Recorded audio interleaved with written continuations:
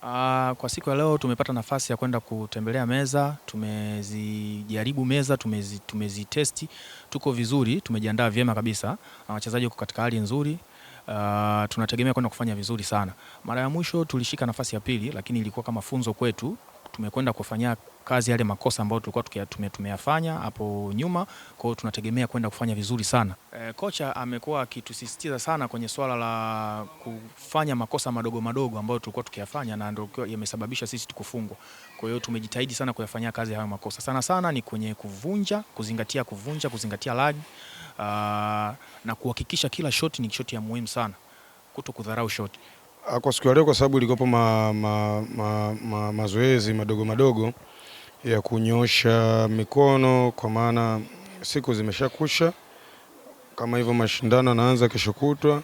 Kwa maana leo ilikuwa mazoezi madogo madogo tu ya kunyosha mwili na kunyosha mikono, ili mradi kuweka usawa wa mwili na utayari wa mashindano. Meza obvious kwa upande wao South Africa, niwape pongezi kwenye hilo kwa sababu meza zao zinakuwa nzuri. Hata ukizingatia yale mashindano yaliyopita, meza zilikuwa nzuri na zote zinafanana kwa ubora ule ule wa hali ya juu. Pia same na za mwaka huu, kwa sababu tulienda jana usiku tukaziona meza tukaona hakuna utofauti na zile zilizopita.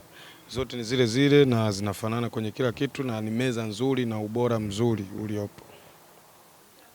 Kwanza ninachosema kuhusu timu ya wanawake kupata fursa ya kushiriki katika mashindano haya ya Afrika, kwa sababu katika kipindi kirefu tulikuwa tumekosa nafasi. Hapa katikati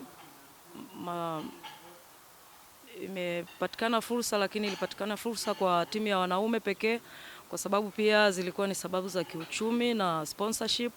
Lakini kwa mwaka huu tumeona chama Tanzania Pool Association imepambana hadi kuweza kuleta timu mbili, wanaume na wanawake, na tumepata nafasi ya kufanya maandalizi ambayo ni makubwa na ya muda mrefu, na tuna timu ambayo ni nzuri, wachezaji wa kutosha, wachezaji 6 tumekuja nao na wote wamejiandaa vizuri na wote ni wazima kiafya. Tunaamini kabisa kwamba tutafanya vizuri, na hiyo nafasi ambayo tumeipata kwa kuaminiwa na chama pamoja na serikali, nadhani tutaitumia vizuri na kupeleka ubingwa nyumbani.